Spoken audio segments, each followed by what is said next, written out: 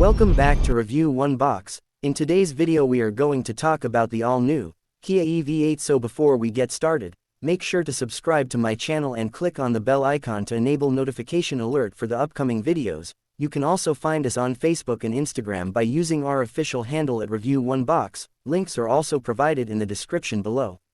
Kia is working on a Stinger replacement, as evident by a leaked document showing the rumored all-electric Stinger sedan is in the works. Unearthed by the Korean car blog, the Stinger replacement might be called EV8. The EV will be underpinned by the E-M platform, which is more innovative than the EGMP platform. The electric Stinger is expected to use a 113.2 kWh battery pack, which is more than the EV9 in the Lucid Air. This promises an all-electric range between 435 to 497 miles.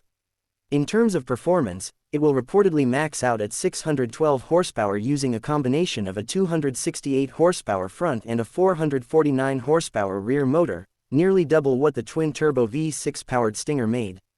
Kia will likely introduce different powertrain setups for the base and mid-spec models, with single and dual motor options providing rear and all-wheel drive at various price points. The leaked document shows that it will be built at the Kia Hwaseong Plant 3 by 2026, but it's possible that production may be spread elsewhere. Wherever it's built, we just hope the EV8 lives up to the standards set by the Stinger. Until then, stay tuned to our channel for more information regarding vehicles. As always, thanks for watching. Like, comment and share with your friends. Don't forget to subscribe to my channel and I'll see you in the next video.